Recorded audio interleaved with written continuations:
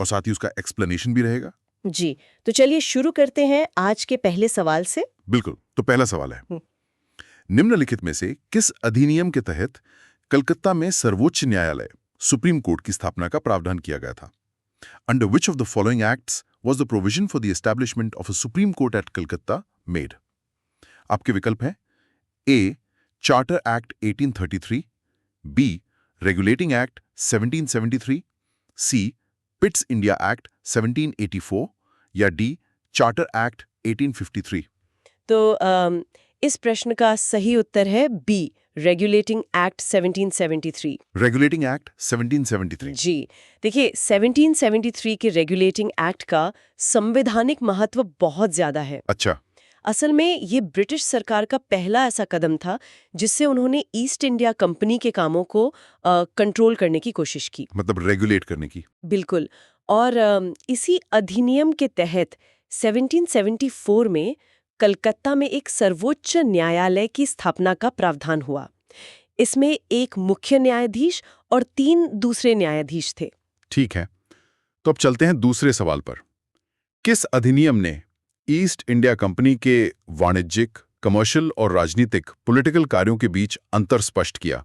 Which act distinguished between the commercial and political functions of the East India Company? Options हैं A. Regulating Act 1773, B. Charter Act 1813, C. Pitt's India Act 1784 और D. Charter Act 1833। इसका सही उत्तर है C, Pitt's India act 1784। Pitt's India Act। जी, इस एक्ट ने पहली बार कंपनी के जो कमर्शियल और पॉलिटिकल काम थे उनको अलग-अलग किया। अच्छा, पर ये किया कैसे गया? मतलब व्यवस्था क्या थी?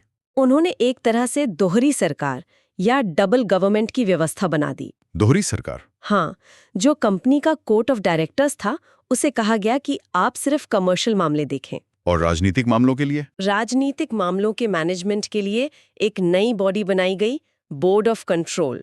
तो इस तरह से कामों का बंटवारा कर दिया गया। समझ गया। चलिए तीसरा सवाल।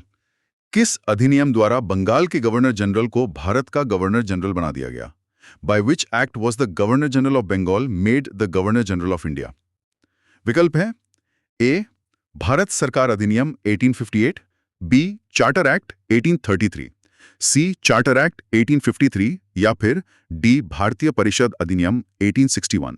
इसका सही उत्तर है B, Charter act 1833। Charter act 1833। जी, 1833 का जो चार्टर एक्ट था वो ब्रिटिश भारत में सेंट्रलाइजेशन यानी केंद्रीकरण की दिशा में एक बहुत ही निर्णायक कदम था। और इसी ने पदनाम बदला। बिल्कुल।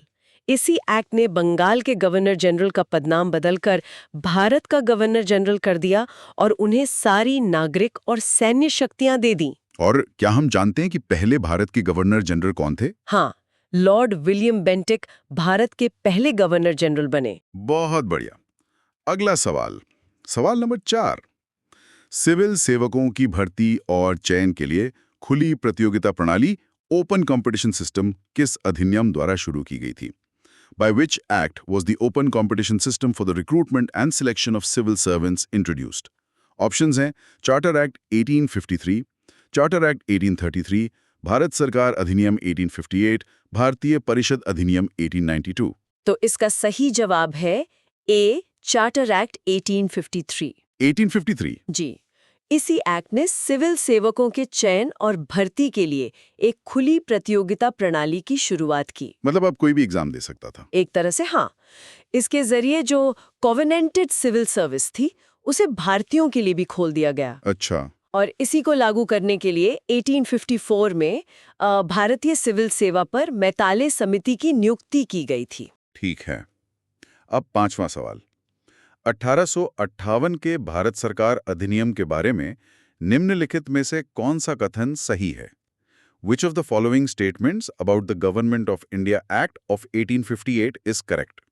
कथन है ए, इसने द्वैध शासन प्रणाली डबल गवर्नमेंट को समाप्त कर दिया, बी, इसने भारत के लिए राज्य सचिव सेक्रेटरी ऑफ स्टेट का एक नया पद सृजित किया, सी, इसने भारत के गवर्नर जनरल का पदनाम बदलकर वॉइसरॉय कर दिया, या डी, उपर्युक्त सभी। ये एक अच्छा सवाल है। इसका सही उत्तर है डी, उपर्युक्त सभी। यानी सारे कथन सही हैं? जी हाँ, सारे सही हैं। 1857 के विद्रोह के बाद ये एक्ट आया और इसने कंपनी का शासन ही खत्म कर दिया। तो वो जो डबल गवर्नमेंट थी, उसका क्या हुआ? उसे खत्म कर दिया। बोर्ड ऑफ कंट्रोल और कोर्ट ऑफ डायरेक्टर्स दोनों समाप्त कर दिए गए। और राज्य सचिव का पद? हाँ, सेक्रेटरी ऑफ स्टेट का एक नया पद बनाया गया जिसके पास भारतीय प्रशासन का पूरा अधिकार था और गवर्नर जनरल को वॉइसराय कहा जाने लगा। लॉर्ड कैनिंग पहले वॉइसराय बने। स्पष्ट है। अगला सवाल, पोर्टफोलियो प्रणाली जिसे 1861 के भारतीय परिषद अधिनियम द्वारा मान्यता दी गई थी, किसके द्वारा शुरू की गई थी? The portfolio system, which was recognized by the Indian Council's Act of 1861, was introduced by whom? आपके options: A. Lord Dalhousie, B. Lord Canning, C. Lord Minto, D. Lord Ripon. इसका सही जवाब है बी, लॉर्ड कैनिंग।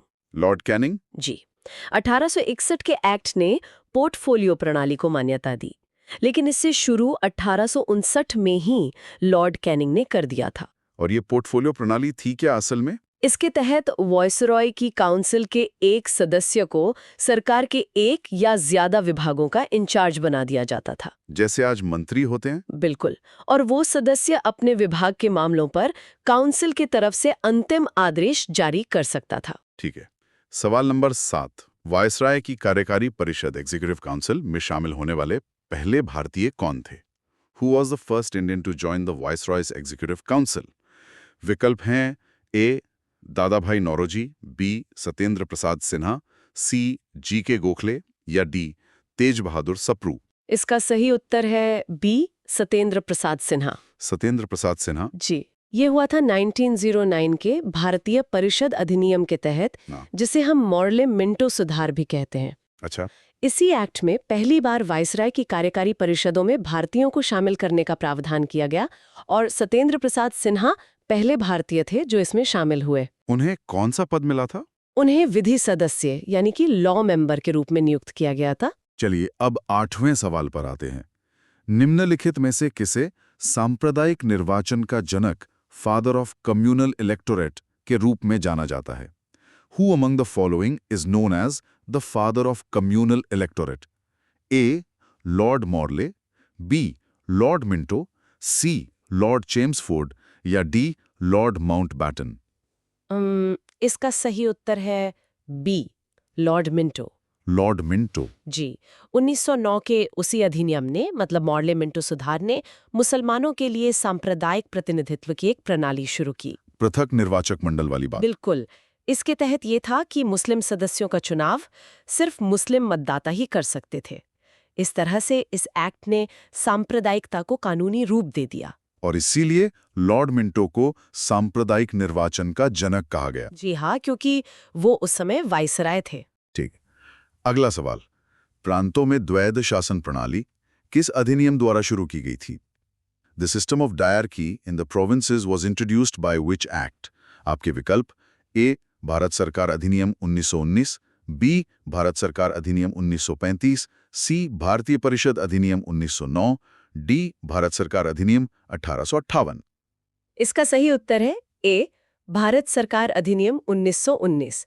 1919 यानी Montagu Chelmsford सुधार। एकदम सही। इसी एक्ट ने प्रांतीय विषयों को दो भागों में बांटा, हस्तांतरित और आरक्षित। हस्तांतरित और आरक्षित, इसका क्या मतलब था? मतलब जो हस्तांतरित विषय थे उनका प्रशासन गवर्नर मंत्रियों की सहायता से करता था, जो विधान परिषद के प्रति जिम्मेदार थे। और आरक्षित? आरक्षित विषयों का प्रशासन गवर्नर और उसकी कार्यकारी परिषद बिना किसी जिम्मेदारी के करती थी। शासन की इसी दोहरी योजना को द्वैध शासन कहा गया। समझ गया। चलिए 10वें सवाल पर, किस अधिनियम ने देश में पहली बार द्विसदनीय व्यवस्था यानी बाइकैमरलिज्म और प्रत्यक्ष चुनाव की शुरुआत की? Which act introduced bicameralism and direct elections in the country for the first time? Options हैं: ए. भारतीय परिषद अधिनियम 1892, बी. भारतीय परिषद अधिनियम 1909, सी. भारत सरकार अधिनियम 1919 और डी. भारत सरकार अधिनियम 1935। इसका भी सही उत्तर है सी, भारत सरकार अधिनियम 1919। अच्छा, तो 1919 के एक्ट ने ये दोनों चीजें भी की। जी, इसी एक्ट ने देश में पहली बार द्विसदनीय व्यवस्था और डायरेक्ट इलेक्शन की शुरुआत की। तो मतलब लोकसभा राज्यसभा जैसा कुछ। हाँ, आप कह सकते हैं। भारतीय विधान परिषद की जगह एक द्विसदनीय विधायिका बनी, जिसमें एक उच्च सदन राज्य परिषद और एक निचला सदन विधानसभा थे। और इनके सदस्यों को सीधे चुना जाता था। जी, ज्यादातर सदस्यों को प्रत्यक्ष चुनाव से ही चुना जाता था। ठीक है। सवाल नंबर 11।